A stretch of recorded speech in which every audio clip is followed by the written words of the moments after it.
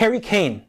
I don't know if he just has great control, if he has a force field around him, but we cannot take the ball away from him.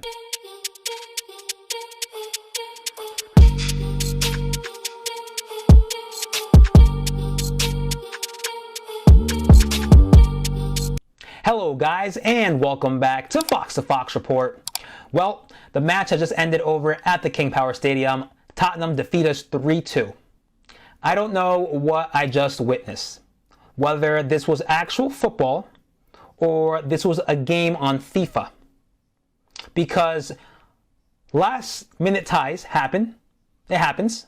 But goals being scored just 30 seconds after, that necessarily you don't see often. Only on FIFA. That's because you go ultra attack or all out attack. You leave your whole side of the pitch open.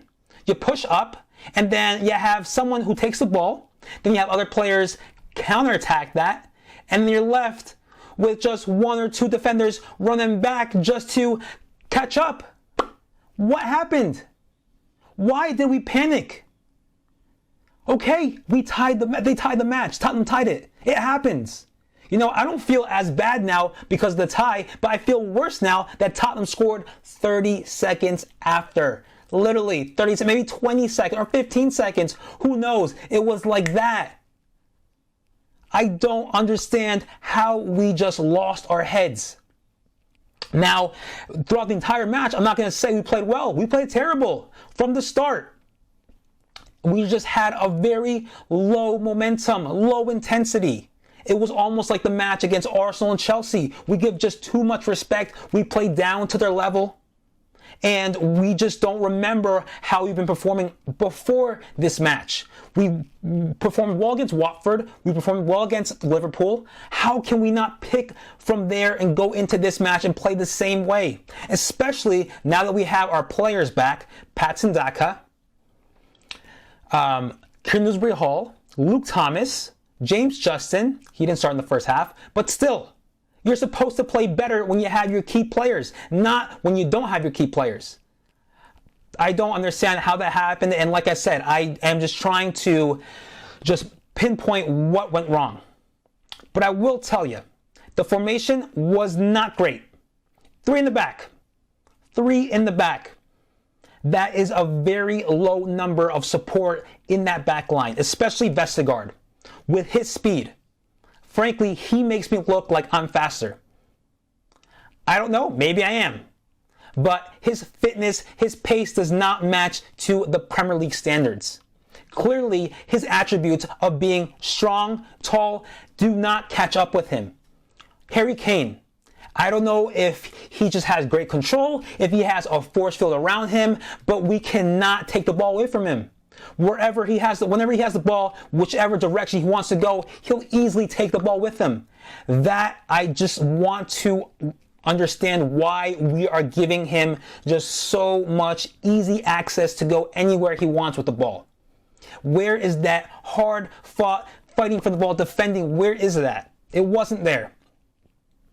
And just whenever we had chances with the ball, if we had time to control, to look, to pass, simple passes, not risky passes, we gave risky passes.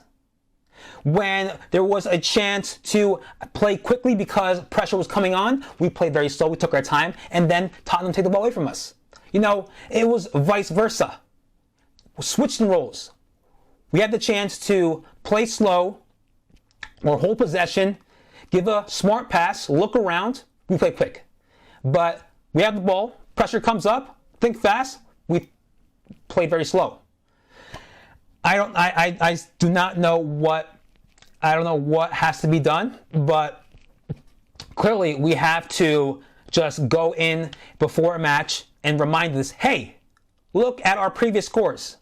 We dominated these games. We beat Watford with limited players, with academy players as well. We defeated Liverpool. Same thing, limited players, some academy players, and we won. This game, you have your key players back and play the same or play even better. Like what? Like where's that mentality? You know, I feel like now with our players back, we just eased up a bit on our performance. Okay, yeah, Patson Daka's back. Oh, Kieran Dewsbury-Hall's back. Lou Thomas back. Okay, we're playing. We have the support now. We have those key players back. You know, let's try to play a little bit not that intense anymore. That's what it looked like. We looked too just comfortable. Now we dropped down to Tottenham's level, because we just didn't pick off of their intensity. We stayed the same level within those first 20 to 30 minutes. Where actually Tottenham were just playing a little bit better, attacking. They had like 5 corners within the first 15 minutes. Like, I don't understand why can't we just go into a match and just stay with that same mentality. That is just mind-blowing to me. But now, with having 3 in the back, like I said, with Vestergaard in that back line, it's like having 2 in the back, because he's not doing anything. He's not using his strength. He's not using his height. No, terrible. And also now with Harvey Barnes not starting in this match, you could clearly tell him not there, our attack is not strong. Because we only have Lookman on the left, we only have Patson Daka up top, but on the right we just have Madison and Tielemans, maybe LeBreton, really seeing who can take that right side role. No, we need a proper winger. Madison and Tielemans aren't wingers. They stay in the middle. They're the ones to hold the ball, to look and give passes, create the plays.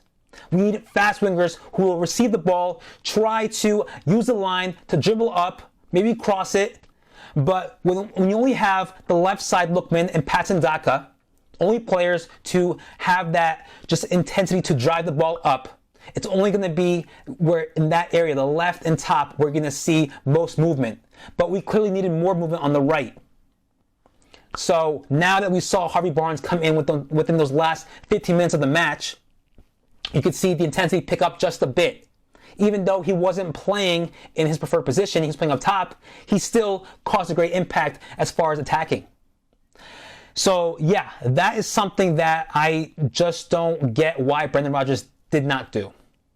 I'm pretty sure we all expected for Harvey Barnes to start in the left side, even though I want him to start on the right. But still, him starting, Lookman starting, as well as Patson Daka starting. 3 key players, fast players, starting in that attacking first line. But no, he put in Vestergaard instead in the back line and took him out, and then put Albrighton on the right to either, you could say, press up or mostly defend, but mostly be sort of a help to that defensive midfield area. And yeah, no, it was very, very, very not planned well. Not at all. Not planned well at all. And just looking at that, we have to say that that formation, the formation of a 4-2-3-1, that is the formation that we have to always stick with. It's been working for us, but just going into these different tactics now against a depleted Tottenham, without Sung, without Eric Dyer, you could tell we had some chances there because the defense really weren't very coordinated. And I stated that earlier. Now, we had some chances to score goals, however, we missed them. Now, 5 minutes, you could say, no, you could say like 3 minutes before, like the 92nd minute, 91st minute probably, Harvey Barnes has a great chance to make it 3-1. He gets past 2 Tottenham defenders. He goes inside the box. He's on the left side. He sees Adam Lookman on the right. What does he do? He's open. Lookman's open. But what does Harvey Barnes do? He takes a shot. He takes a shot when more Tottenham players are coming right at him, when he literally, clearly, we all can clearly see there is an open pathway just to lay it off to Lookman, to take a shot. Harvey Barnes, there are moments where he's very selfish, where you think he would pass it, and there's moments where you think he wouldn't pass it. And from what I've been seeing so far, there have been moments where I think he wouldn't pass it, but he does. And there are moments where I think he does pass it, but he doesn't. That could have changed the game. That would have been 3-1. That would have been done. Done for Tottenham. Done for Tottenham. But what we do, we miss that chance. And then Tottenham now, they have that counterattack, and they just leave us off just out of nowhere. Lost. Yeah, no, I don't know what to say. That was just horrible, horrendous. We completely panicked. We completely lost focus. And you have to give it to Tottenham. Tottenham deserved the win. They deserved it. They completely deserved the entire victory. We deserved nothing because we didn't start with that intensity that we all thought we were going to start from the beginning. No, that's just loss of focus, loss of motivation. I don't know what's going on behind the camera with Leicester City, behind all what's going on. I don't know what's going on with the coaching staff. I don't know. If there's something going on, it has to be fixed. Because we have to just notice what we have just done, what we have just committed. We committed a very, very embarrassing play and moment. That is to have a game tied. Okay, you could say it's fine. But having conceded another goal 30 seconds after, you have just brought in the headlights for Tottenham in all sources of media.